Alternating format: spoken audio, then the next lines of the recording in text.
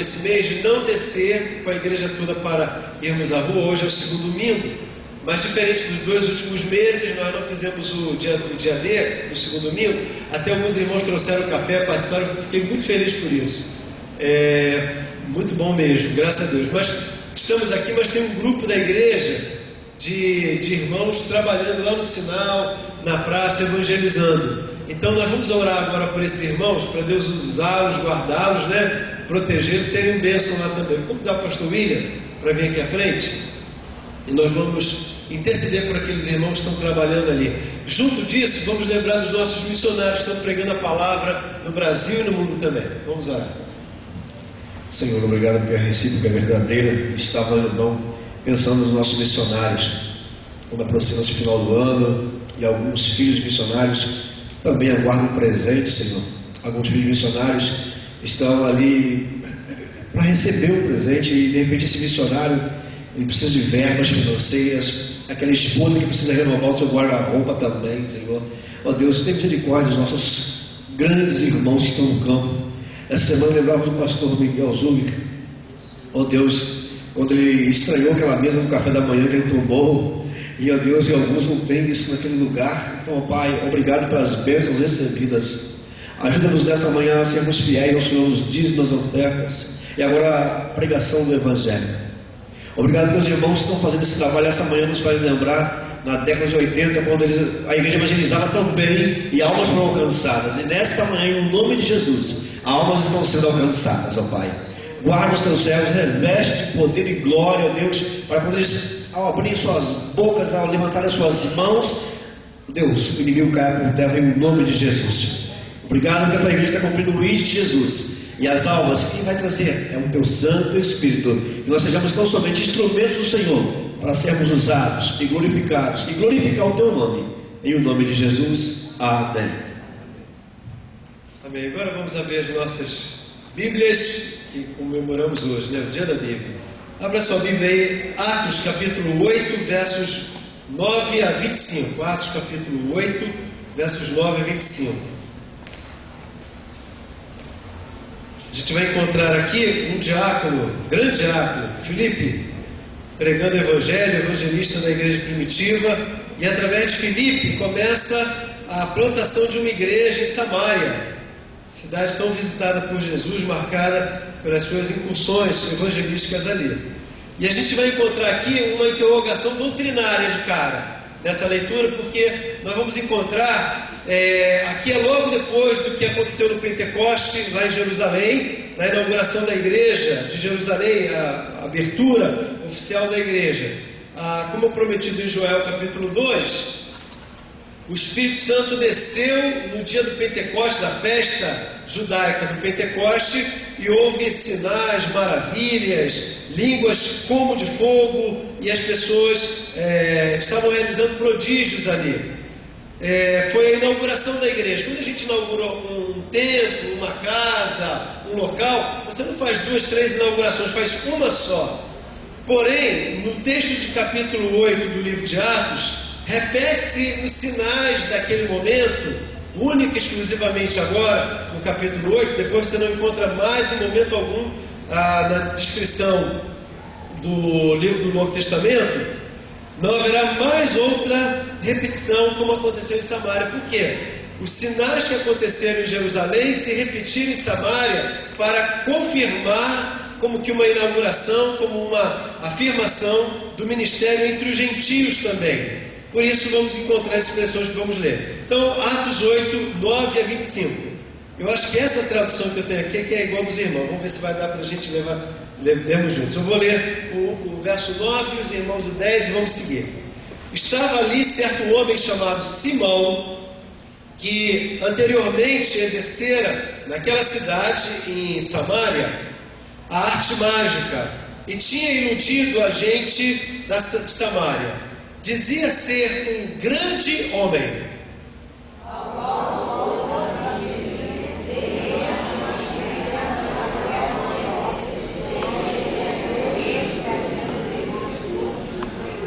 Nessa minha tradução fala assim: este é o grande poder de Deus. Eles o atendiam porque já desde muito tempo os havia iludido com artes mágicas.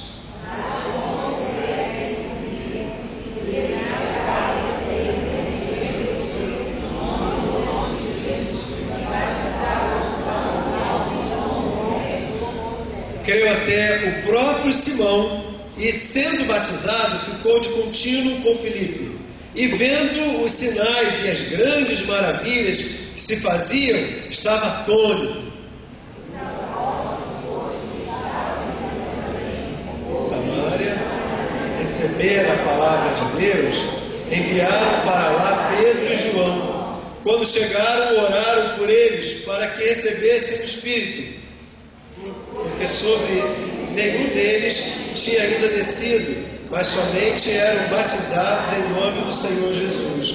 Então lhes impuseram as mãos e receberam o Espírito Santo. Simão, vendo que pela imposição das mãos dos apóstolos era dado o Espírito Santo, ofereceu-lhes dinheiro, dizendo: dai-me também esse poder, para que aqueles sobre quem eu puser as mãos recebam o Espírito Santo.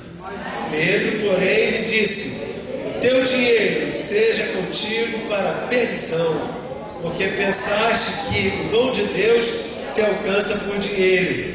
Tu não tens parte nem sorte neste ministério, porque o teu coração não é reto diante de Deus. Arrepende-te desta tua iniquidade e ora a Deus, talvez te seja perdoado o pensamento do teu coração. Pois vejo que estás em fel de amargura e em laço de iniquidade. Respondeu, porém, Simão: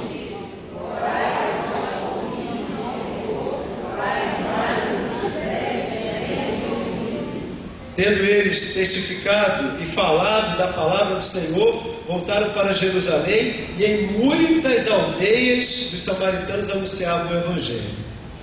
Meus irmãos, como mencionei na minha palavra inicial, esse texto, ele parece que é um problema doutrinário para nós batistas. Nós cremos que os sinais que aconteceram, línguas como de fogo, e aqui no texto mencionado de Atos capítulo 2, igual prometido em Joel, capítulo 2, está falando de línguas não compreendidas por eles, mas línguas da época, não é? O que fala lá em Corinto sobre línguas como de anjos, né? Ou línguas angelicais. Aqui são línguas de idiomas diferentes que as pessoas entendem.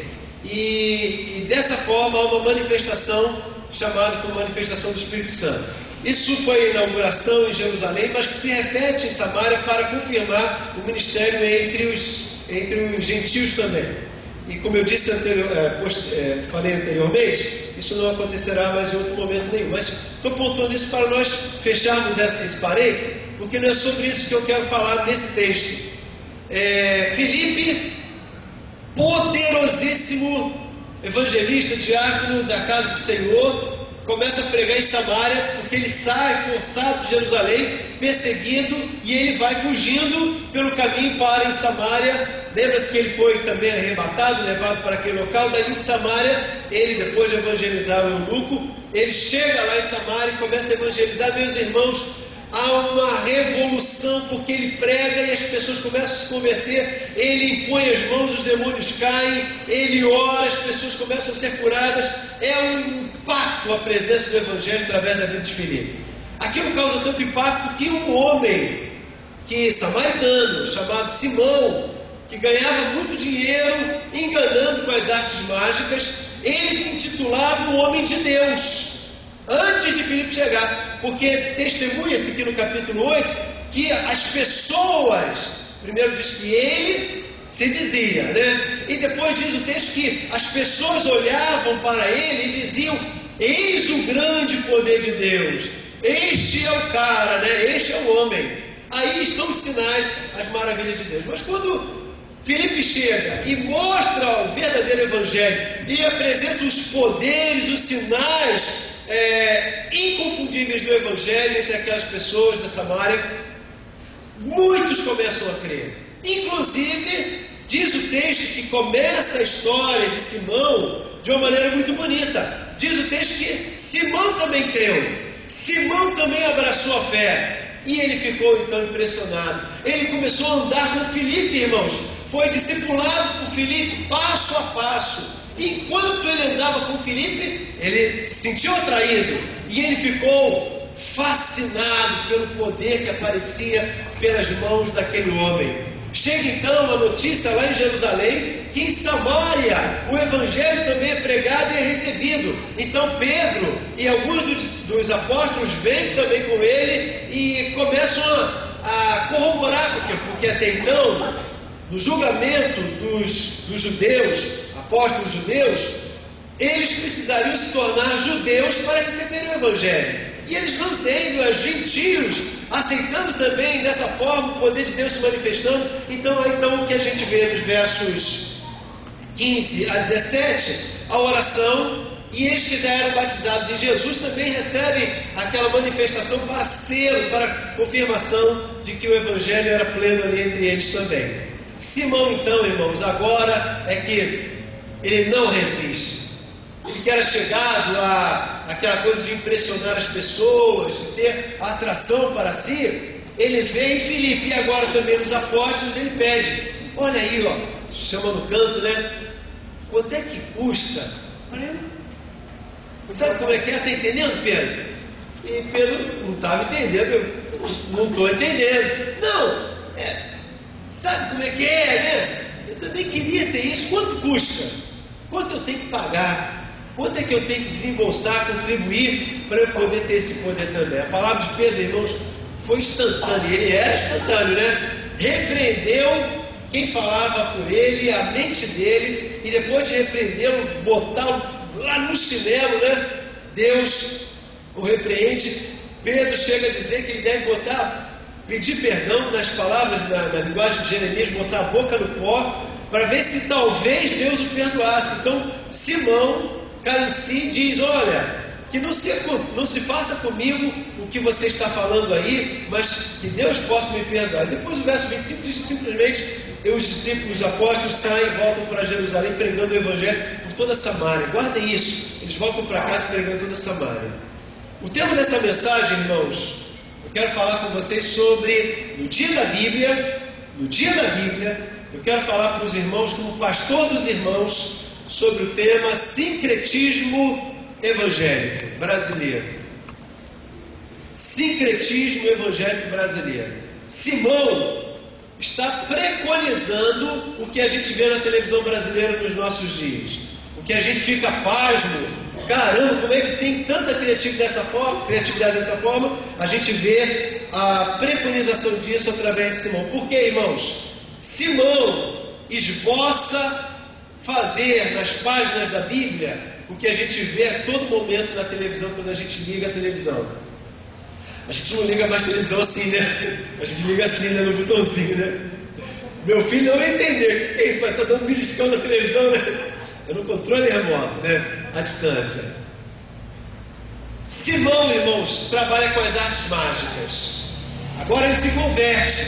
E o que Simão quer fazer é uma adequação das artes mágicas com a pregação do Evangelho. Ele quer encontrar no seu habitat natural, na sua cultura, nos seus hábitos, uma maneira de trazer a sua cultura, dar uma roupagem evangélica e pregar o Evangelho com as suas artes mágicas também. É o que Simão quer fazer, e irmãos, acreditem, é o que nós vemos todos os dias na televisão evangélica brasileira, na mídia evangélica brasileira. O que é sincretismo? Para a gente entender o que seria sincretismo evangélico e sincretismo evangélico brasileiro. Sincretismo diz lá na antropologia que é o esforço de adequar duas crenças diferentes em uma nova crença, diferente das iniciais.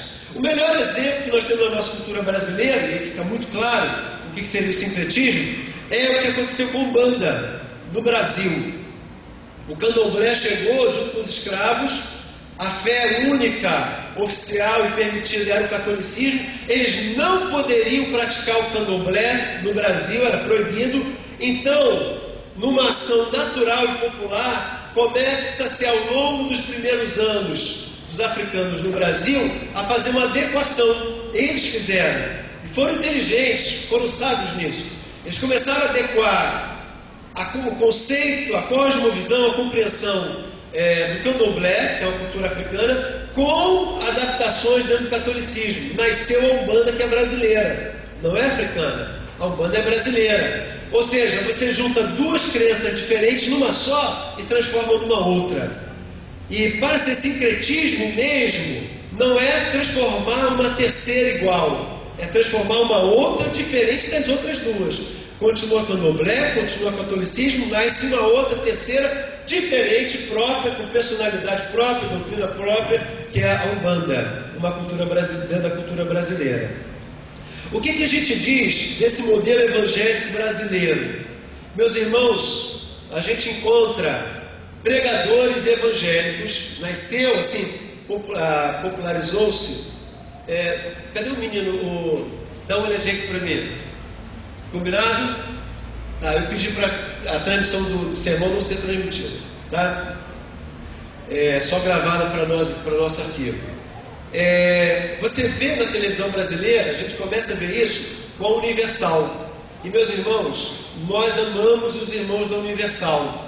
O que foi feito há tempos atrás, na década de 80, de um flagelo geral, inclusive por nós evangélicos contra a Universal, é um absurdo, porque nós somos evangélicos e eles também são crentes. Nós pensamos diferente em muitas coisas na doutrina bíblica, mas Jesus morreu por eles também. A gente não vai maldizer nem a Umbanda, quanto mais um irmão, tá certo? São todos amados e respeitados por nós. Porém aqui, numa questão doutrinária, no dia da Bíblia, a gente tem que botar todos os pingos em todos os is que forem precisos, por uma questão lógica e clara. Muitos dos irmãos que são minhas ovelhas não aceitam a minha doutrina, a minha pregação, mas aceitam de R.R. Soares, de Bispo Macedo, como é que eu sempre esqueço o nome do chapéu?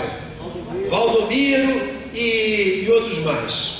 Porque vocês ligam a televisão o dia inteiro, alguns dos irmãos, e é inevitável, você liga, está lá o cara, eu sou crente, eu não vou ver Xuxa, vou ver R.R. Soares, e ele ensina e vai entrando como um liquidificador que a gente não avalia, e vai engolindo e passa para as nossas doutrinas também, se a gente perceber, vem com as canções e tudo, vai contaminando. Em que sentido eu digo que está contaminando? Porque começou com o Universal, como eu estava mencionando, na década de 80, uma mesa como essa, uma câmera, um pastor de gravata como esse, fazendo atos religiosos que todos entendem que é evangélico, com um copo de água e no fundo uma Bíblia aberta, e no fundo musical, música da Ave Maria. Que horas?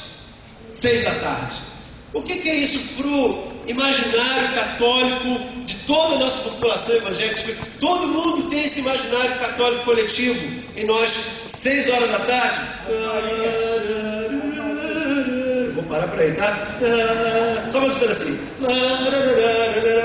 Isso é catolicismo. Todos nós sabemos disso.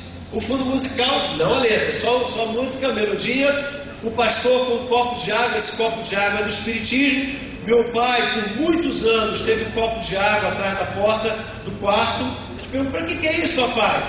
Não mexe com isso, não mexe com isso, não mexe com isso.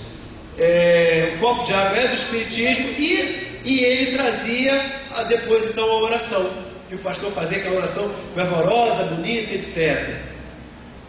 Sincretismo religioso, por quê? Você junta o espiritismo, elementos do espiritismo, catolicismo e do mundo evangélico. Irmãos, nasce uma nova maneira de fé que não é a bíblica, não é evangélica. Como eu falei, sincretismo junta duas e transforma uma outra diferente. E meus irmãos, esse evangelho que está na televisão é qualquer outra coisa que não é evangélico, não é bíblico. Eu vou lhe mostrar por várias razões. O pastor convida você na televisão a comprar, a pegar na igreja dele um carnê, um carnezinho, e diz a você que se você tiver fé e colaborar com os 12 meses com aquele carnezinho, você vai ser tão abençoado. E olha, a igreja vai te dar esse presentão, um martelinho de plástico, muito muquirana, vagabundinho, e você vai guardar.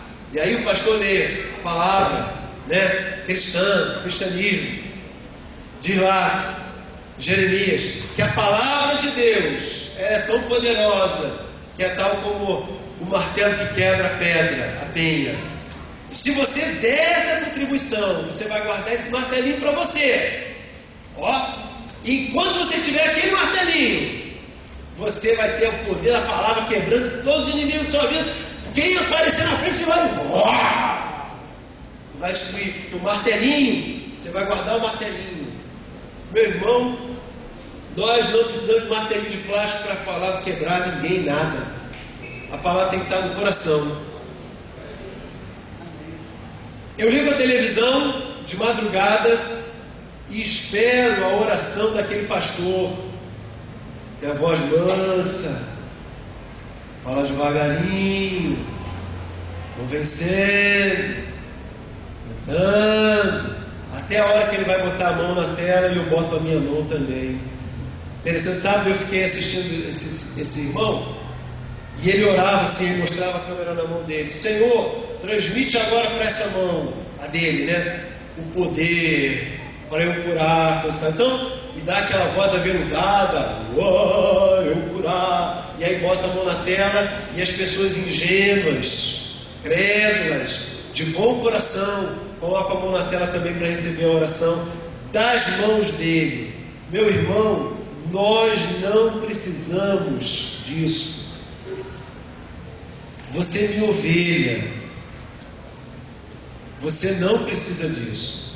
Ó, não foi combinado com o Paiva, não. Ele nem tá. Senão hoje eu ia pedir para ele cantar aquela música de novo, né? O nome do seu pastor daí.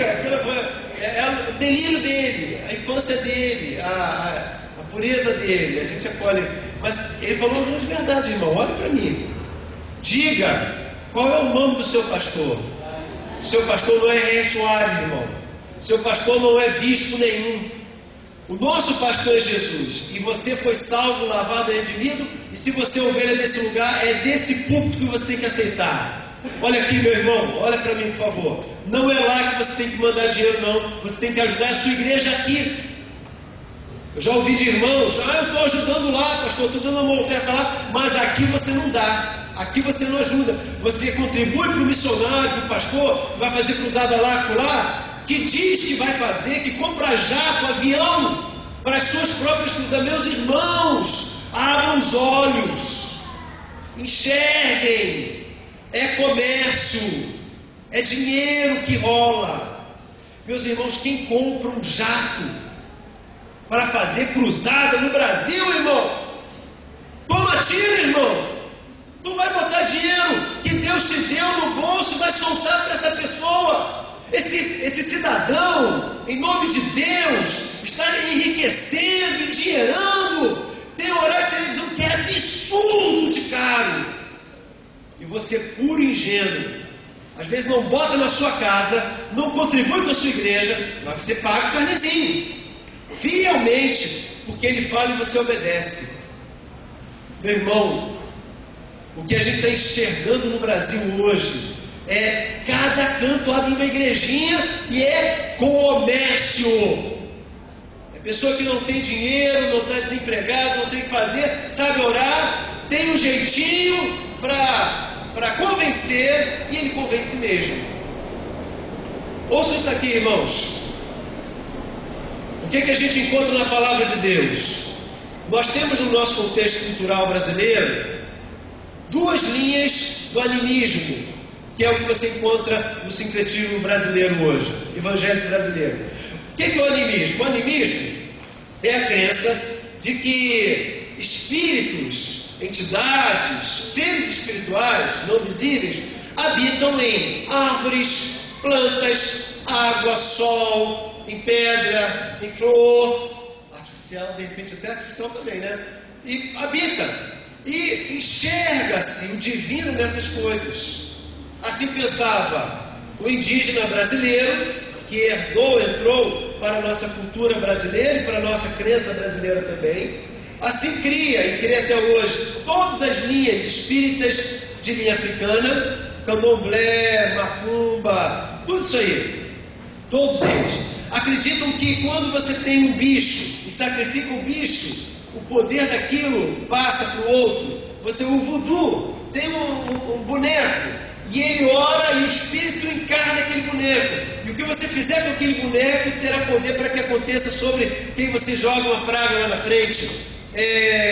Espiritismo de outras expressões mais populares vai dizer que através de um trevozinho de mato lá, que você ore, coloque atrás da orelha, ou guarde no pé de coelho, coloque na sua carteira, isso vai energizar o espírito que vai operar na sua vida. Conceito limitar, essencial do espiritismo mundial, de todas as religiões mundiais, hinduísmo, budismo, shintoísmo, inclusive o espiritismo também, diz que Deus é santo, Deus existe, não nega esse entender, mas ele é santo e muito longe.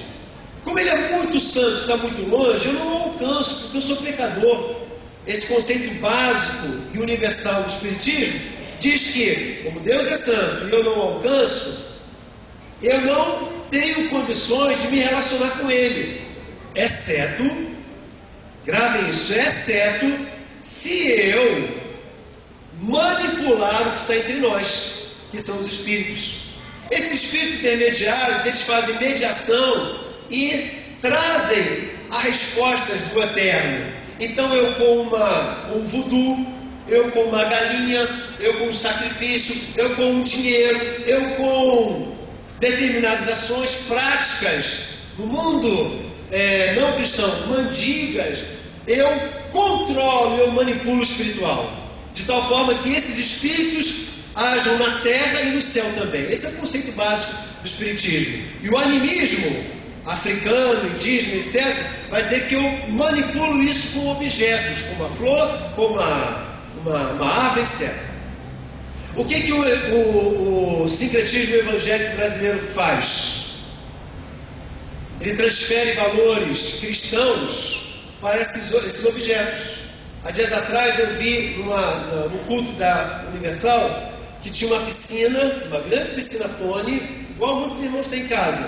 E as pessoas, irmãos, passavam debaixo de uma cruz grande, debaixo daquela cruz de madeira. Entravam na piscina Tony, descalços, né? Calça arregaçada, vermelho, não sei que tinta era aquela. Saíam da piscina Tony e depois passavam de trás de um negócio lá e voltavam, aquela fila enorme, né? Eu me perguntei, o que é isso? O pastor me explicou. Aquilo é o sangue de Cristo, que você vai lavar os pés e depois vai receber lá o envelope. É assim mesmo, irmão. Você materializa o espiritual. Você transfere para aquela água vermelha o valor da cruz, do sangue derramado na cruz do Calvário. O outro pastor estava oferecendo num vidro areia que veio lá de, sei lá de onde, lá do Oriente, da terra de Israel, né? Você com aquela terra santa, você deve ser de Caxias, né, irmão? Aquela terra santa, você vai guardar. Você tem aí, irmão? Tem aí? Ah, tem. Ah, não, tá certo. Eu vou lá com missão. Brincadeira. Mas olha só, irmãos, nós temos assim, lencinho, você pode contar aí muitas coisas, lencinho e tantas outras coisas. Meus irmãos, o que a palavra de Deus está nos dizendo? Nós não podemos materializar a nossa fé. A gente não vai colocar, não tem, isso é animismo, irmãos. Eu já estive numa igreja em que as pessoas, até porque o pastor que fazia esse culto lá tinha um nome parecido com o meu, vinha a mim. Então ele orava retrato das pessoas, orava aliança. Meus irmãos, olha aqui, olha para mim. Pastor Batista não ora aliança. A gente ora pela vida das pessoas. Eu já recebi um casal. Olha, pastor, nós éramos noivos, um casal, mas veio a pombagira, nos separou. A culpa da pombagira, né? Nos separou, mas agora nós lutamos, vamos casar de novo, abençoa nossas alianças. Eu disse, a aliança é metal. Metal não tem vida. Deus não abençoa o que não tem vida, Deus usa. Então, eu quero que vocês me deem suas mãos, suas vidas, eu vou orar para pedir a bênção de Deus. E quando vocês usarem essas alianças, não é aliança que vai energizar o poder e vai esfaçar a pombagira e vai tirar o pecado do coração de vocês. É um coração transformado que usa uma aliança. Meu irmão, uma rosa, pé de coelho, ou um livrinho, ou um martelinho, qual a diferença? É animismo da mesma maneira. Por isso, o que estão convidando que você faça, na verdade, parece o Evangelho, mas não é o Evangelho. Agora vamos olhar esse texto, vou lhe mostrar rapidinho 3 coisas que a gente vai fazer para combater isso. Atos 8 ainda. Primeira coisa que a gente faz, ensino bíblico contra o sincretismo religioso. Como é que a gente vai combater isso? Versos 9 e 10, vamos ler, peço que os irmãos leiam juntos. Atos 8, versos 9 e 10, digamos. Estava ali. Pode ir, vai lá. Só um minutinho, começa aí, Carlos, seu vozeirão.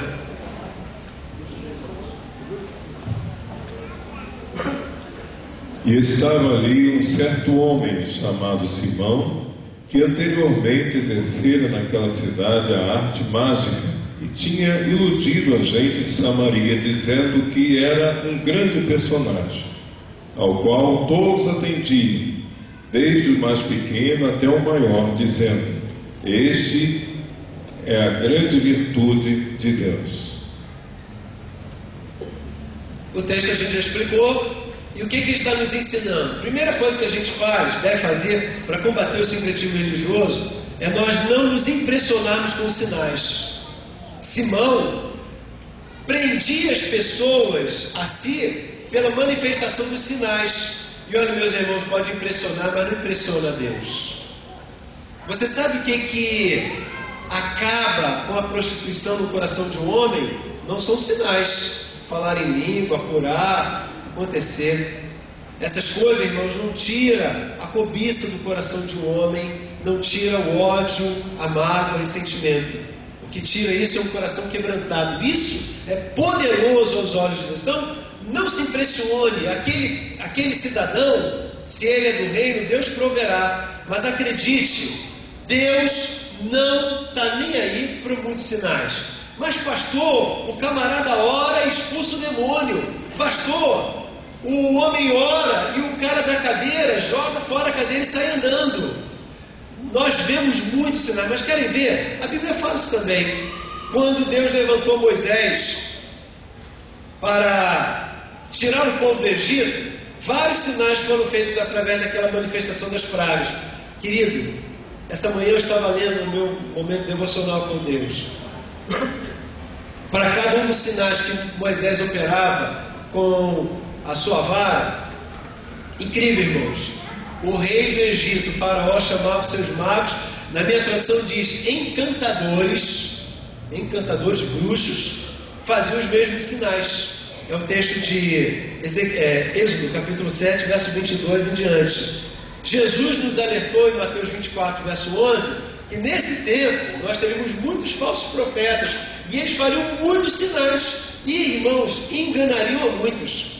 Nós estudamos no último fórum, no fórum anterior, sobre o Apocalipse, lá no capítulo 19, verso 20 em diante, que a besta, quando presa, viu presa também o falso profeta, que prendia as multidões das nações com os seus falsos enganamentos, os seus falsos sinais. E eles faziam muitos sinais. A falsa besta atraía multidões afastando do cordeiro. Por quê? Porque iam através de seus sinais. Irmão, não se iluda com os sinais que você vê na televisão.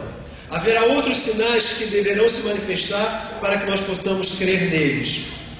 Segundo lugar, esse texto nos ensina que a gente deve, então, primeiro, não se iludir, não se impressionar com os sinais. Simão fazia muitos sinais, mas não era de Deus. E ele fazia até em nome de Deus, mas não era de Deus.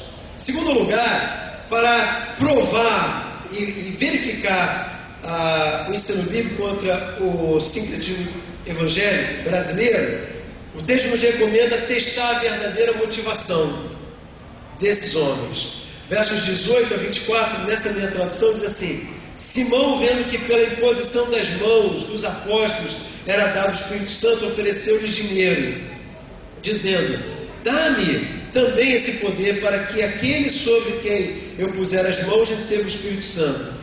Pedro, porém, lhe disse: o teu dinheiro seja contigo para a perdição, porque pensaste que o dom de Deus se alcança por dinheiro. Tu não tens parte nem sorte nesse ministério, porque o teu coração não é reto diante de Deus. Arrepende-te dessa tua iniquidade e ora a Deus, talvez seja perdoado o pensamento do teu coração, pois vejo que estás em fel de amargura e em laço de iniquidade. Respondeu, porém, Simão: orai vós por mim ao Senhor, para que nada do que disseste me aconteça. Esse texto está mencionando que tu não tens parte nem sorte nesse ministério por uma razão. Olha o que o texto está dizendo: porque o teu coração não é reto diante de Deus. Meus irmãos, a gente tem que testar a índole dessas pessoas. O teste é o seguinte: vai ser de Deus, ministro de Deus, quem sobreviver a 3 coisas: dinheiro, sexo e poder. Se você quer ver um pastor aprovado por Deus, faça ele vencer essas 3 tentações: dinheiro, enriquecimento, que nos nossos dias chamaria-se de ilícito. Segundo lugar, sexo, mulher. Os irmãos lembram-se, talvez não se lembram mais, só quase 2 anos atrás, né? Mas aquela porta ali não tinha aquele vidro. E a mesa era lá no fundo. E sabe por quê? Foi mudado? Porque no fundo, uma pessoa, desde que uma senhora, uma moça, uma criança entra ali na sala, não se sabe o que está acontecendo. E eu sou extremamente vulnerável. Então, há um vidro e a mesa é na frente do vidro. E eu me sinto muito incomodado ainda, irmãos, porque para uma pessoa conversar comigo no gabinete pastoral, está todo mundo durante a semana movimentando lá embaixo, a pessoa tem que subir, salão vazio, e tem que estar ali. Pedi ao engenheiro que fizesse o contrário. A minha sala vai ser logo, quando acabar a cantina, depois que arrumarmos o púlpito, nós vamos trabalhar o banheiro da igreja, um banheiro show de bola para os irmãos, tal como eu quero ter na minha casa. Se quer ter na sua casa, nós vamos ter na casa de Deus também. Nada de porcelana, jogo, nem nada, assim, coisas luxuosas não, mas bonito e limpo, digno. Eu às vezes tenho vergonha, convido o pastor, um amigo, eu peço para vir nesse banheiro aqui, sabe por quê? Porque o de lá, eu sei que você tem vergonha de levar um convidado, me constrange também. Às vezes, irmão, nosso banheiro, a gente tem que tirar o chapéu, parece banheiro de botequim, é feio, sujo, escuro, os irmãos limpam, mas não aparece a limpeza. Mas deixa o banheiro de lado, né? Depois que fizer o banheiro, ali onde é o banheiro, ali onde é a cozinha e a enfermaria, vai ser o gabinete pastoral, colado, anexado com a secretaria. Só entra na minha sala, para entrar, tu vai ter que passar pela secretaria, e vai ter uma janela transparente, aberta, para que haja privacidade para se conversar, mas todo mundo saber o que está acontecendo ali. Porque, irmão, se é uma segunda tremenda maneira de provar um obreiro, é através do sexo. E eu tenho buscado, em alguns momentos, conversar com uma pessoa de sexo feminino, com a minha esposa, para que a gente tenha toda a transparência possível, porque, irmão, eu preciso ser provado e aprovado. Pastor William, Pastor Antônio, todos nós. A gente precisa olhar com atenção em quem a gente acredita. E olha, meus irmãos, a televisão está coberta de escândalos, de grandes missionários, grandes obreiros que caíram no sexo. Em terceiro lugar, poder. Meus irmãos, tem coisa mais poderosa no nosso ambiente que isso aqui? Existe uma coisa chamada televisão. E a vaidade sobe, cresce, e eu começo a me sentir o maioral de todos. Então, em segundo lugar, primeiro, para combater o sincretismo nos nossos dias evangélicos, primeiro, não caia na admiração gratuita por causa dos sinais. Irmãos, Deus não se impressiona com sinais, Deus se impressiona com vida. Então olhe a vida dessas pessoas. Em segundo lugar, examine o caráter delas, a motivação delas. O que ela vai fazer com aquele dinheiro? Ela mostra claramente, como na nossa igreja, você tem acesso às informações do que ele faz com o seu dinheiro de verdade? Na igreja você tem. Se você for na reunião de obreiros, é mostrado claramente no artigo. Se você quiser, você tem acesso até às notinhas para contar, ajudar a contar. Nós vamos ficar muito felizes. Meu irmão, o pastor não ganha nada na igreja sem aprovação do plenário, porque nós queremos transparência. Se você vê transparência nos relatórios que são apresentados do que eles fazem com o seu dinheiro, então aprove e participe mesmo. Mas se você não vê, examine-os. Terceiro lugar, esse texto convida que eu avalie o que a gente vê na televisão com a verdadeira ênfase da pregação do ministério deles. O verso que nós acabamos de ler, verso 25, termina dizendo: depois de dar aquela bronca lá em Simão, tendo eles testificado e falado a palavra do Senhor, voltaram para Jerusalém, fazendo o que, irmãos? E em muitas aldeias dos samaritanos, que mesmo anunciaram a palavra. A ênfase do ministério apostólico da Bíblia é a pregação da palavra. Meus irmãos, quanto tempo se gasta na pregação da televisão para pedir dinheiro, para vender livro, para fazer campanha, para você ofertar? A ênfase, se ela não é a tônica clara da pregação do Evangelho, se ele vai lá pregar aqui e acolá, nós vamos também, irmãos. Vocês sabem quanto que foi a oferta missionária da nossa igreja, irmãos? O alvo era, nós botamos mais baixo do que o ano anterior, 5 mil. Ano passado foi 7, nós botamos 5 mil de alvo missionário. Sabe quanto é que a igreja alcançou? Não alcançou 4 mil reais. Mas nós ajudamos que fulano vá no avião particular dele fazer uma cruzada lá no sul. Porque eu fiquei impressionado. Muita gente curada, uma multidão. E você ficou em casa com suas contas atrasadas, sem dar o seu dízimo, sem contribuir, porque você deu a sua oferta, seu dinheiro suado, com credulidade, ingenuamente, para aquela cruzada lá do Cafundão de Ju. Meu irmão, não estou falando que você não deve dar, mas você não pode ser tolo, você não pode ser ingênuo, você não pode dar por dar. Dê se você passar por esses três crivos. Primeiro, de não se prender nos sinais do que você vê na televisão. Irmão, televisão é luz, é farol, é fantasia. Muitas vezes é. Segundo lugar, nós provarmos as motivações dessas pessoas, o caráter dessas pessoas. Ah, pastor, mas eu não tenho como avaliar isso, então não dê. Então desliga a televisão. Então não se envolva com isso. Vá para a sua igreja. Você tem igreja, você tem pastor. Meu irmão, você tem pastor. Você tem um pastor falho, um pastor limitado, que não consegue visitar todo mundo, porque ninguém vai conseguir mesmo, porque senão eu não faria outra coisa na igreja. Mas olha, você tem um homem de Deus, que é pecador, igual você, mas que quer acertar. Irmão, quem está perto de mim pode comprovar que eu quero acertar. Eu quero acertar errando, mas eu quero acertar. E eu preciso de você do meu lado. Sua igreja precisa de você para não só contribuir, mas para estar presente. Nosso culto de oração tem em média 40, 50 pessoas. Nós podíamos ter 200, porque nem todo mundo está estudando ou trabalhando de noite. Nós poderíamos ter isso. Nós poderíamos, irmãos, ter dinheiro para terminar essa obra há muito tempo. Nós poderíamos, mas nós precisamos de todo mundo aqui. Meu irmão, a sua igreja é aonde você deve buscar a orientação da palavra de Deus.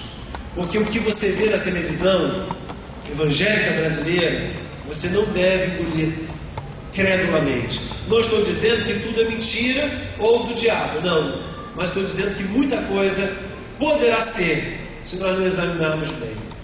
No dia da Bíblia, eu peço que os irmãos leiam a Bíblia e se maravilhem com ela e se prendam a ela, e não ao pregador de televisão. Amém? Deus nos abençoe e coloque essa palavra no coração do irmão. Estamos chegando ao final dessa bronca pastoral, se pode chamar assim. Não é bronca, é uma palavra exortativa, e amorosa.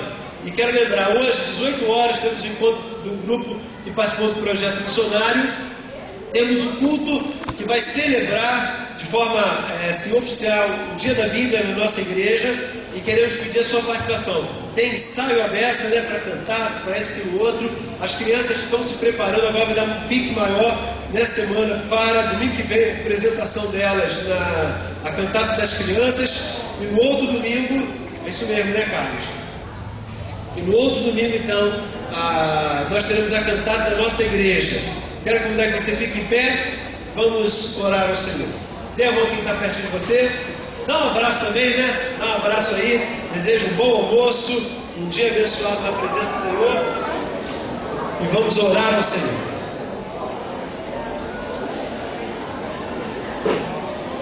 Aí, glória a Deus. Vem cá, irmã.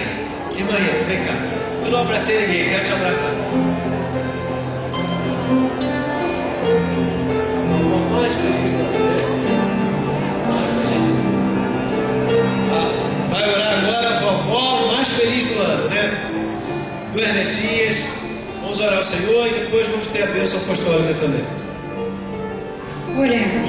Bondoso Deus e eterno Pai, somos gratos, Senhor, por estes momentos que passamos aqui na Tua presença, Senhor Deus. Muito obrigado, Senhor Deus, por tudo que foi dito, Senhor Deus, que possamos, Senhor Deus, trazer para os nossos corações, Senhor Deus, durante esses dias e toda a nossa vida, Senhor. Muito obrigado, Senhor Deus, por hoje estarmos, Senhor Deus, comemorando o dia da Bíblia, Senhor. Que cada um de nós, Senhor Deus, possamos a cada dia ler, compreender mais a Tua palavra, Senhor. Muito obrigado, em nome de Jesus. Amém. E agora que o amor de Deus, o nosso Pai, a graça de nosso Senhor e Salvador Jesus Cristo, e as ternas e doces consolações do seu Santo Espírito, seja sobre sua vida, sua família, sobre esta igreja e sobre todo o povo de Deus espalhado pela face da terra, hoje e para todos sempre. Amém, Senhor. Vão em paz, irmãos. Um bom domingo junto à sua família e à sua igreja.